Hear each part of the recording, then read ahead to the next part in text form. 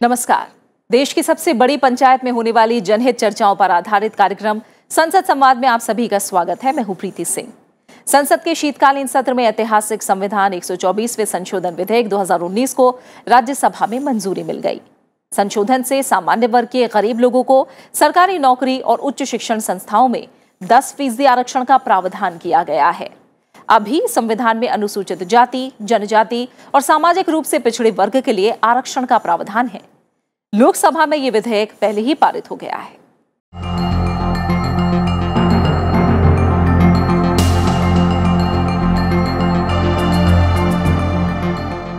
माननीय रविशंकर जी। माननीय उपसभापति जी, मैं सभी सम्मानीय वक्ताओं को सुन रहा हूं और एक बात सामने आई है कि इन सबों ने इस बिल का समर्थन किया है। I agree except madam Kanimozhi. माननीय उपसभापति जी, सबसे पहले कुछ लोगों को मैं बहुत विनम्रता से कहना चाहूंगा कि उनके अंदर यह आशंका क्यों है इस सदन के अधिकार की सीमाओं के बारे में। हम संसद हैं, देश ने दोनों सदनों को इस देश के लिए एक कानून बनाने और संविधान में बदलाव का भी अधिकार दिया है। और आज मैं, क्योंकि बार बार यह विषय उठाया गया, तो मैं पढ़ना चाहूंगा article 368, notwithstanding anything in the constitution, parliament may in exercise of its constituent power amend by way of addition, variation or repeal any provision of the constitution. Any means any provision. सिर्फ इसमें एक बंधन है कि basic structure का हम बदलाव नहीं कर सकते। एक बात मैं और कहना चाहूंगा, इसमें एक क्लॉज 5 है, for the removal of doubt it is hereby declared there shall be no limitation whereupon the constituent power of parliament to amend by way of addition, variation or repeal the provision of this constitution under this article. तो इस पर सीमा नहीं है। One thing Kanimozhi ji raised, why states are not being consulted. There is a very clear provision under Article 368 itself, under what condition there will be obligation of it being passed by the state legislatures. If the parliament is amending the fundamental right chapter under Article 368, there is no obligation to go to the state Vidhan Sabha. This was a part of constitution as framed by them in 1949 and 50. इस संविधान में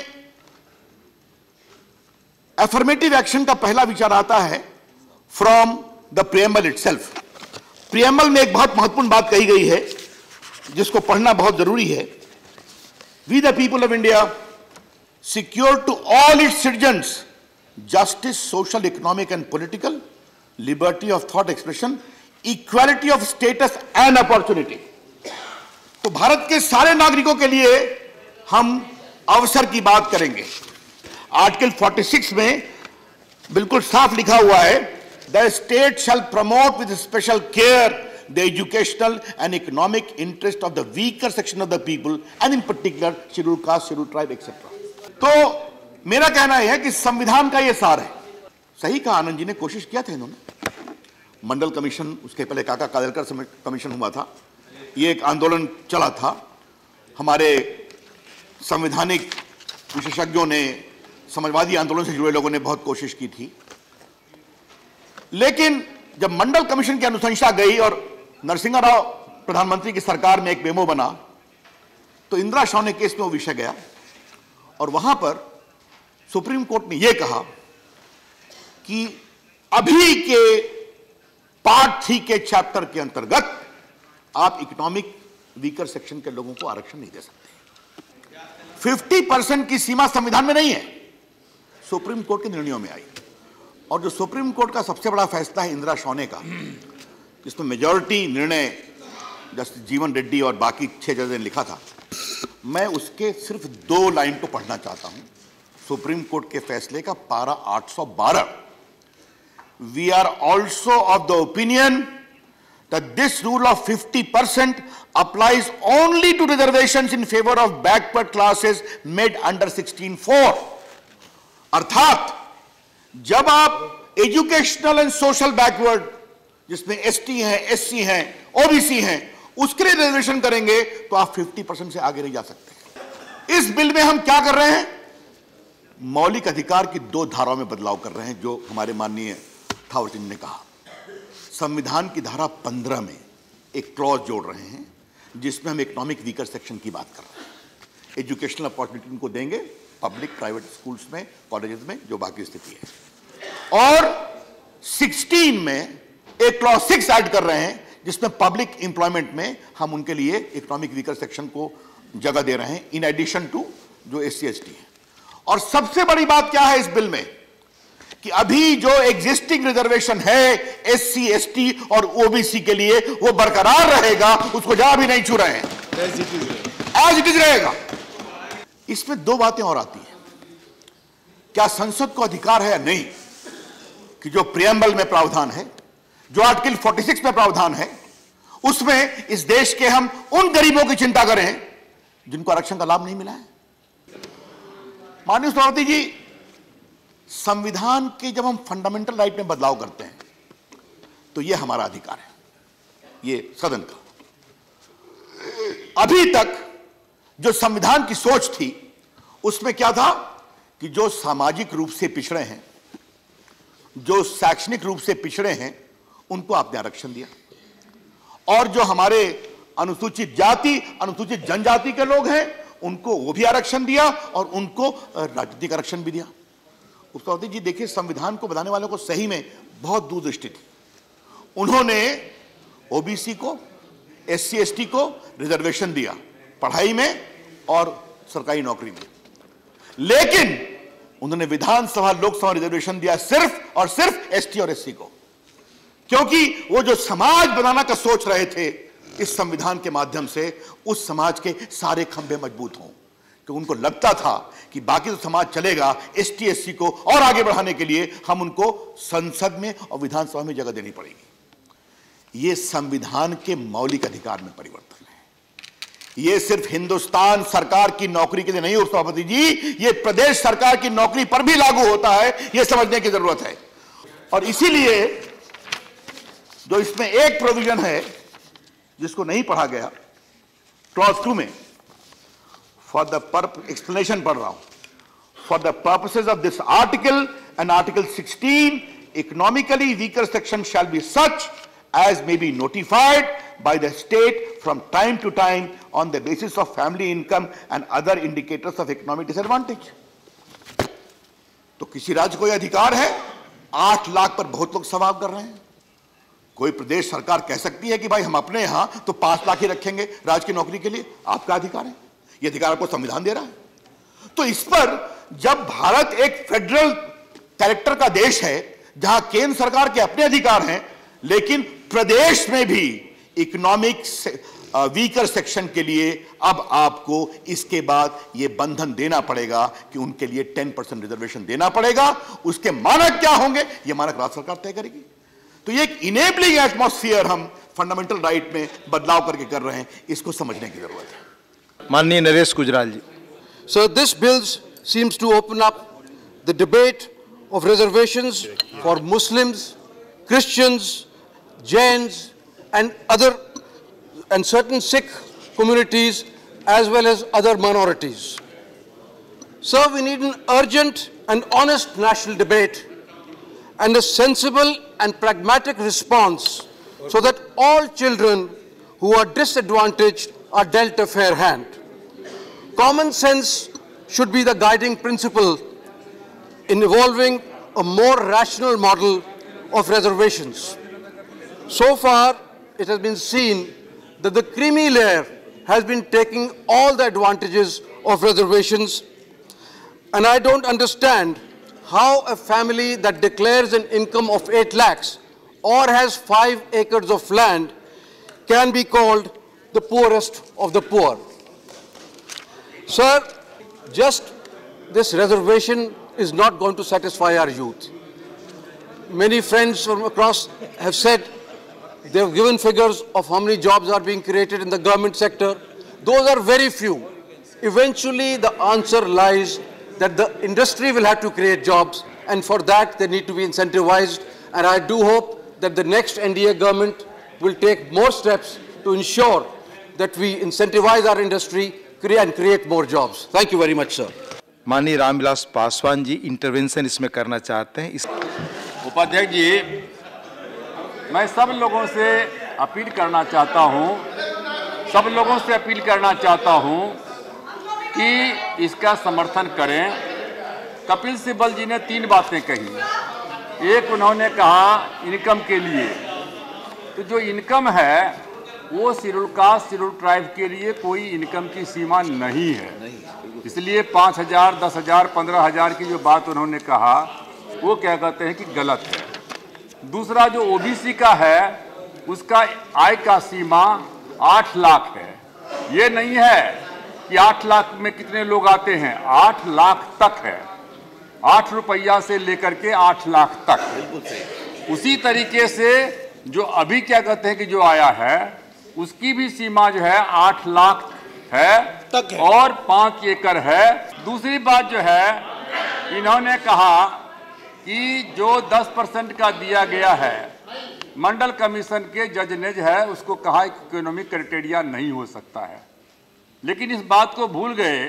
अभी तक जो है संविधान की धारा 15 में या 16 में आर्थिक आधार नहीं जोड़ा गया था। अब ये संविधान में जो है फंडामेंटल राइट्स में आ रहा है, जो 15(6) है और 16(6) में आ रहा है, तो अब वो संवैधानिक हो जाएगा।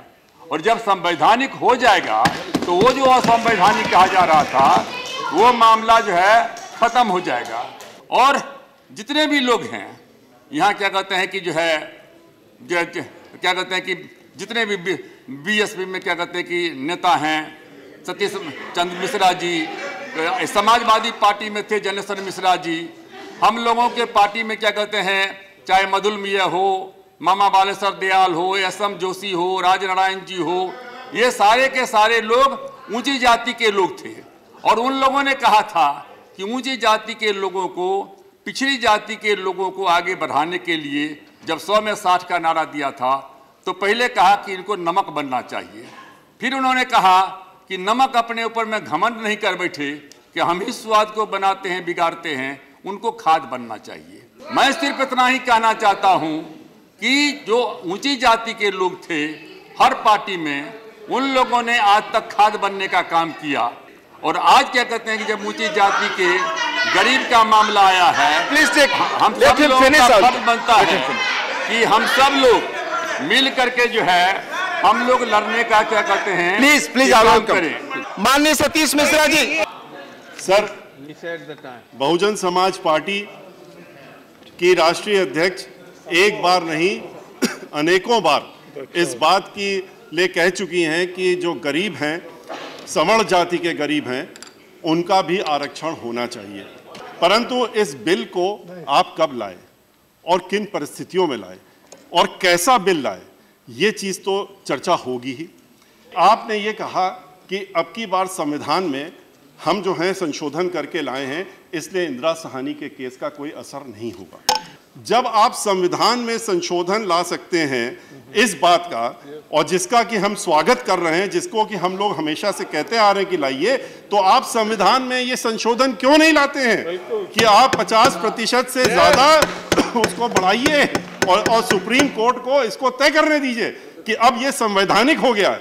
आपने अपर कास्ट के रिजर्वेशन को आप लाएं, हम सपोर्ट कर रहे हैं, लेकिन आप, हमारी नेता कहती हैं जो गरीब लोग हैं अपर कास्ट में उनके लिए आरक्षण लाइए, और हम समझ रहे थे आप उन्हीं के लिए आरक्षण लाएं, लेकिन आप उनके लिए आरक्षण तो नहीं ला रहे हैं। आप इसमें तो अभी आप भी तो आप एनेबलिंग प्रोविजन दे रहे हैं कॉन्स्टिट्यूशन में कि अब हम एनेबल कर रहे हैं कि इस तरह का जो स्टेट्स हैं वो अपने कानून बना सकते हैं। आप वो कानून कब बनाएंगे, वो कानून में आप क्या लाएंगे, उसमें किसको आप इंक्लूड करेंगे, किसको एक्सक्लूड करेंगे, ये तो आपने बताया नहीं। ये तो अखबार पढ़ के सब लोग यहाँ पर बहस कर रहे हैं कि उसमें 8 लाख है, उसमें 5 बीघा, लेकिन अभी तक तो आपने कॉन्स्टिट्यूशन अमेंडमेंट में ये बात नहीं कही, और ना ही आपने कोई दस्तावेज यहाँ पर रखा है जिसमें कि आप ये क्राइटेरिया डिस्क्राइब कर रहे हो, बल्कि आपने हर स्टेट के लिए कह दिया है कि वो लोग डिसाइड करेंगे। तो इसका मतलब क्या हुआ कि आप इस कानून को सिर्फ और सिर्फ आज छलावे के तौर पे आप इलेक्शन पर्पस से लाए कि आपने रातों रात बैठ करके इस तरह का एक बिल बनाया। लेकिन चलिए, इसी मजबूरी में बनाया आपने, कम से कम ये बिल बनाया है, इसको लेकिन ठीक करिए और गरीबों के लिए बनाइए, उनको अमीरों के लिए ना बनाइए। ऐसा ना करिए कि जो 50% हैं जो जिसमें कि रिजर्वेशन है आज अपर कास्ट के लिए, उस 50% में 3% को आप आज 40% दे रहे हैं और 10% को आप 47% लोगों को आप 10% में डाल रहे हैं। तो इसका कितना बड़ा नुकसान होने वाला है इस अपर कास्ट के उन लोगों को, ये तो जब वक्त आएगा तब पता लगेगा कि आपने कितना बड़ा छलावा उन लोगों के साथ इस बिल के तहत किया है। मैं आपसे ये कहना चाहूँगा कि इसके अलावा आप जब ये रिजर्वेशन लाए थे तो आपको रिजर्वेशन माइनॉरिटीज़ के लिए भी लाना चाहिए। माइनॉरिटीज़ को आप कहते हैं इसी 10% में वो भी इंक्लूडेड हैं। अरे आप माइनॉरिटीज़ को अलग से रिजर्वेशन क्यों नहीं देते हैं? हम लोगों की डिमांड है कि आप जिस तरह से अमेंडमेंट लाए हैं, आप ये लाए हैं, आप माइनॉरिटीज के लिए भी लेके आइए। हम लोग इस बिल का समर्थन कर रहे हैं, लेकिन अपनी इन बातों परंतु अपनी इन बातों को कहते हुए आप बने रहिए हमारे साथ। मिलते हैं एक छोटे से ब्रेक के बाद। जारी है संविधान 124वां संशोधन विधेयक 2019 पर संसद संवाद।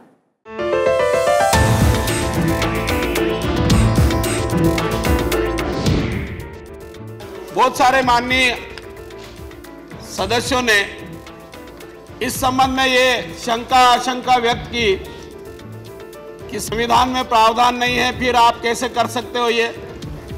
मैं कुछ राजनीतिक दलों ने पिछले चुनाव के समय में जो घोषणा पत्र जारी किया था और उसमें ये कहा था कि अगर वो सरकार में आएंगे तो सामान्य वर्ग के गरीब लोगों को भी आरक्षण सुविधा उपलब्ध कराएंगे। मैं उनसे पूछना चाहता हूँ, वो कौन सा तरीका अपनाते आप जो हमने अपनाया, उससे अगर कोई भिन्न हो तो बताओ, और नहीं तो एकमात्र उपाय यही है संविधान में इस संबंध में आवश्यक प्रावधान किए जाएं।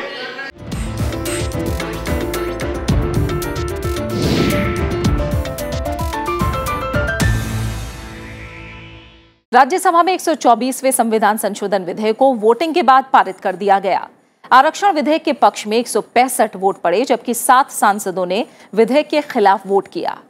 सदन में विधेयक को प्रवर समिति के पास भेजने पर मतदान कराया गया, लेकिन सांसदों ने इस प्रस्ताव को खारिज कर दिया। सामान्य वर्ग के गरीब लोगों को सरकारी नौकरी और उच्च शिक्षा संस्थानों में 10% आरक्षण देने वाले संविधान 124वें संशोधन विधेयक 2019 का अधिकतर राजनीतिक दलों ने खुलकर समर्थन किया। विधेयक पर 36 सदस्यों ने अपनी राय रखी।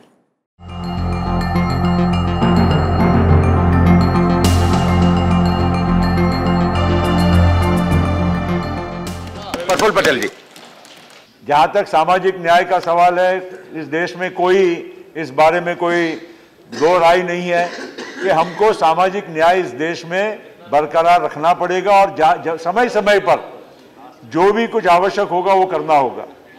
पहले हमारे संविधान में केवल SC ST का प्रावधान था, उसके पश्चात मंडल कमीशन के बाद हमने OBC का उसमें प्रावधान किया।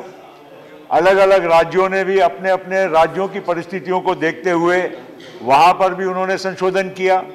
आज ये भी आवश्यकता है कि इस देश के कई ऐसे आर्थिक दृष्टि से दुबले लोग हैं जो सवर्ण जाति के हैं, इतर जाति के हैं, जिनको भी आज किसी न किसी मायने में उनको भी कुछ मदद की आवश्यकता है।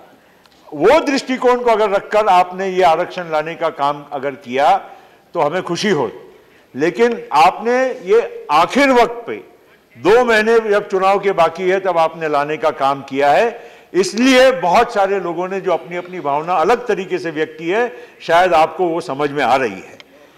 आपने कहा कि ये सब लागू होगा 8 लाख की मर्यादा तक और या तो 5 एकड़ भूमि होना चाहिए। 8 लाख की मर्यादा दिल्ली और मुंबई वाले के लिए तो मैं समझ सकता हूं कि उसको 8 लाख में अपना घर चलाना मुश्किल होता है सालाना, मगर गांव में 8 लाख रुपया मायना रखता है। 8 लाख मायना रखता है। 8 लाख मतलब करीब 70,000 रुपया महीने की आमदनी अगर कोई गांव में, इस देश के गांव में, उड़ीसा के, उत्तर प्रदेश के या इवन महाराष्ट्र के गांव में कोई अगर कमाता है तो इसको ईबीसी में पूरी तरह से हम समावेश करेंगे या नहीं करेंगे, ये आपको सोचना चाहिए। दूसरी बात, आपने 5 एकड़ भूमि की कही। 5 एकड़ भूमि, हरियाणा की 5 एकड़ भूमि और उड़ीसा की 5 एकड़ भूमि में फर्क नहीं है, उसकी पैदावार और उपज में फर्क नहीं है। तो ये जल्दबाजी में करने के बजाय अगर आपने हमारे साथ में चर्चा करके स्टैंडिंग कमेटी, सिलेक्ट कमेटी कुछ भी करते, ये एजुकेशन में भी आपने कहा कि एजुकेशन में भी ये एडिड और अनएडिड को लागू होगा, एडिड और अनएडिड को लागू होगा। बताइए मुझे, एडिड कॉलेजेस अब आजकल अनएडिड ज्यादा हो गए। अनएडिड की संख्या में अगर आप कहीं भी जाइए, आज छोटे छोटे गांव में सीबीएसई की स्कूलें हुई, उसकी क्या है, उसकी कितना वहां पर फी लगती है। प्राइवेट कॉलेजेस अब सब जगह होने लग गए, वहां पर कितनी फी लगती है। ये पैसा वो कितना भी वो आप ईबीसी वाले को दोगे, he can not afford it. आप उसको रिजर्वेशन एडमिशन में दे सकते हो, लेकिन उसकी पैसे की, उसकी फी भरने की औकात है क्या, ये आपने कभी उसमें सोचा ये बिल में कि ये उनको किस तरह से मदद करेंगे। हम लोग इसको समर्थन जरूर कर रहे हैं, लेकिन साथ साथ में हम चाहते हैं कि आप ये सारी चीजों का गंभीरता से विचार करें। D Raja, this reservation as a policy, state policy has been conceived and accepted in order to provide affirmative action, in order to take affirmative action for the socially, educationally backward communities, sir. When the government talks about reservation for economically weaker sections, it means already 49.5% reservation is there for SC, ST and OBC. 50.5% it is open category. It is open even to SC, ST, OBC.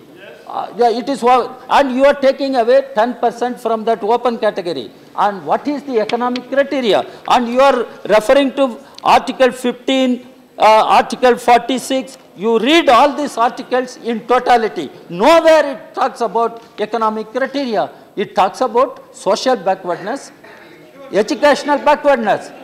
माननीय संजय सिंह, इस आरक्षण के तहत आपने गरीब सवर्णों को धोखा देने का काम किया है और उसके बाद भी पूरे देश में जश्न मनवा रहे हैं कि जश्न मनाओ सवर्णों, हम आपको आरक्षण दे रहे हैं। आपने 8 लाख की सीमा रख दी। 8 लाख की सीमा में लगभग 95% सवर्ण कवर हो जाएंगे। 5% जो सवर्ण है मानवर, वो 8 लाख से ऊपर की आमदनी के हैं, तो 95% सवर्णों को आपने दे दिया 10% आरक्षण, और 5% यानी अमीर जो सवर्ण है, जो आपके मित्रों की सूची में आते हैं, उनको आपने दे दिया 40% जनरल कैटेगरी का कोटा कि आप उसमें आरक्षण लीजिए। ये कैसी विसंगति है मानवर? ये तो गरीब सवर्णों के साथ आप अत्याचार कर रहे हैं, उनके साथ अन्याय कर रहे हैं। सभापति महोदय, जो मूल प्रश्न है कि संविधान संशोधन का आधार क्या है, मैं उस पर एक टिप्पणी करना चाहता हूं। हमने आर्टिकल 15 को कोट किया, हमने आर्टिकल 16 को कोट किया, उसके प्रावधानों को कोट किया, लेकिन यदि संविधान को आप सचमुच में जानना चाहते हैं तो संविधान सभा की बहस के आईने में ही देखना पड़ेगा। आखिर 15 और 16 कैसे आया, यह प्रावधान कैसे आए, उसका एक मूल कारण है। संविधान सभा में 2 शब्दों पर बहस हुई थी। वो 2 शब्द थे डिफरेंसेज एंड डिसएडवांटेज, और इस पर घंटों नहीं दिनों बहस हुआ। डिफरेंसेज का क्या मीनिंग है, डिसएडवांटेज का क्या मीनिंग है। तो संविधान सभा में एक बात आई कि डिफरेंसेज का मतलब है socio cultural differences that can be overcome, लेकिन जो डिसएडवांटेज है सभापति महोदय, वो हिस्टोरिकली इन्फ्लिक्टेड डिसएडवांटेज है। वह ऐसा डिसएडवांटेज है जिसके लिए उनको प्रोटेक्शन के लिए आवश्यकता है। इसलिए संविधान सभा के तहत जो संविधान में बात आई, उसमें शेड्यूल कास्ट, शेड्यूल ट्राइब को, ओबीसी को बाद में हम जब जोड़ते हैं तो वह डिसएडवांटेज कैटेगरी में आता है। आज मैंने कहा यह असाधारण है, उसका बड़ा कारण है। संविधान सभा ने जब सोशियो कल्चरल डिफरेंसेस की बात कही और 1976 में आपने सोशलिज्म शब्द को जोड़ा, तो सोशलिज्म शब्द को यदि हम लेते हैं तो रिलीजन और कास्ट न्यूट्रल होता है। यह विधेयक रिलीजन न्यूट्रल विधेयक है। भारत के इतिहास में पहली बार आदरणीय नरेंद्र मोदी जी की सरकार ने एक ऐसा विधेयक लाने का काम किया है जो सभी धर्मों के सभी गरीब लोगों तक पहुंचने का काम कर रहा है। जो सोशियो कल्चरल डिफरेंसेस की बात संविधान सभा में कही गई थी, उसमें नरेंद्र मोदी जी की सरकार ने उस चीज को जोड़ा है जो कमी थी। सोशियो कल्चरल डिफरेंसेस में वेल्थ का डिफरेंसेस, स्टेटस का डिफरेंसेस, डिग्निटी का डिफरेंसेस, इन तीनों चीजें मिसिंग थी। आज नरेंद्र मोदी जी की सरकार ने इन तीनों चीजों को जोड़कर उस डिफरेंसेज को संविधान सभा का हकीकत बनाकर गरीबों के दरवाजे तक इस विधेयक को ले जाने का काम किया। डेप्यूटी स्पीकर साहब, thank you very much for giving me सलाम। सलाम सलाम सलाम ट्रिपल सलाम बोलते हैं आपको। इसके लिए अभी I have strongly oppose the bill. Maybe I am the first one to oppose strongly. Why? Because of the reasons, because it is illegitimate, illegal in all senses.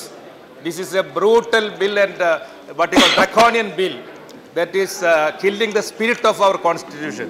माननीय मंत्री, माननीय उपसभापति महोदय, नो प्लीज, माननीय उपसभापति महोदय, आज ये सदन एक ऐतिहासिक निर्णय लेने जा रहा है और ऐसा संवैधानिक प्रावधान किया जा रहा है इस संविधान संशोधन विधेयक के माध्यम से कि उन लाखों परिवार के ऐसे सामान्य वर्ग के लोगों को जो गरीबी रेखा के आसपास अपना जीवन यापन करने के लिए मजबूर है, उनको इससे शैक्षणिक संस्थाओं में और सरकार की सेवाओं में, नौकरियों में आरक्षण का लाभ मिलने लगेगा। नरेंद्र मोदी जी ने ये विधेयक अच्छे मन से, सच्चे मन से, अच्छी नीति और अच्छे इरादे से उन गरीब तबके के लोगों को जो सामान्य वर्ग की श्रेणी में आते हैं और अभी तक सरकार की अनेक योजनाओं का लाभ लेने से वो वंचित रहे हैं, उनको लाभान्वित करने की दृष्टि से इसमें प्रावधान करने का काम हम कर रहे हैं। बहुत सारे माननीय सदस्यों ने इस संबंध में ये आशंका व्यक्त की कि संविधान में प्रावधान नहीं है, फिर आप कैसे कर सकते हो ये। मैं कुछ राजनीतिक दलों ने पिछले चुनाव के समय में जो घोषणा पत्र जारी किया था और उसमें ये कहा था कि अगर वो सरकार में आएंगे तो सामान्य वर्ग के गरीब लोगों को भी आरक्षण सुविधा उपलब्ध कराएंगे।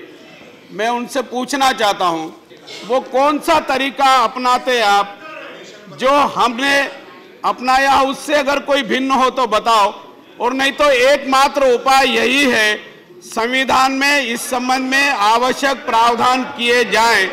2-3 राजनीतिक दलों को छोड़कर बाकी सभी राजनीतिक दलों के तरफ से इसका समर्थन किया गया है। मैं उन सब को बहुत बहुत बधाई देता हूं, धन्यवाद देता हूं कि उन्होंने इस ऐतिहासिक निर्णय में अपना समर्थन व्यक्त किया है। माननीय उपसभापति महोदय, मैं ये निवेदन करना चाहता हूं कि इस देश की संस्कृति और परंपरा की ये विशेषता है कि उच्च वर्ग के लोगों ने उस समय अनुसूचित जाति जनजाति को आरक्षण देने का काम किया और उसी आशय से आज नरेंद्र मोदी जी पिछड़े होने के बाद भी वो सवर्ण वर्ग के लोगों को आरक्षण देने का काम कर रहे हैं। ये अपनी संस्कृति की विशेषता है। उपसभापति महोदय, मैं निवेदन करना चाहता हूं आपके माध्यम से सदन से कि जो SC, ST और OBC की आबादी है, उस आबादी का भी आंकड़ा टोटल आंकड़े के साथ जोड़ लिया और ये कह दिया कि 98% है, इतने प्रतिशत है, इतने प्रतिशत है। SC, ST, OBC को जो लगभग 49.5% का आरक्षण है, वो 49.5% इससे अलग रहेगा। और जो वर्तमान आरक्षण की व्यवस्था है, उस दायरे में नहीं आने वाले ऐसे सामान्य वर्ग के लोग हैं और गरीबी रेखा के आसपास जीवन यापन करने वाले हैं, इसमें वो ही लोग आएंगे। तो ये जो आंकड़ेबाजी हुई है वो असत्य है निराधार है। संविधान 124वें संशोधन विधेयक 2019 पर चर्चा के दौरान सरकार ने कहा कि विकास और बदलाव के लिए लाए गए इस विधेयक से संविधान प्रदत्त आरक्षण के बुनियादी ढांचे को नहीं बदला गया है। संविधान में आरक्षण में किसी तरह की सीमा का जिक्र नहीं है। जातिगत आरक्षण के लिए सुप्रीम कोर्ट ने 50% की सीमा तय की है। आर्थिक आधार पर आरक्षण के लिए कोई सीमा नहीं है। संशोधन से SC, ST और OBC आरक्षण की मौजूदा व्यवस्था बरकरार रहेगी। सामाजिक न्याय मंत्री थावरचंद गहलोत ने कहा कि सरकार अच्छे मन और अच्छी नीयत के साथ इस ऐतिहासिक विधेयक को लाई है। संसद संवाद के अगले अंक में हम हाजिर होंगे जनहित की किसी और चर्चा के साथ। तब तक के लिए दीजिए इजाजत। नमस्कार।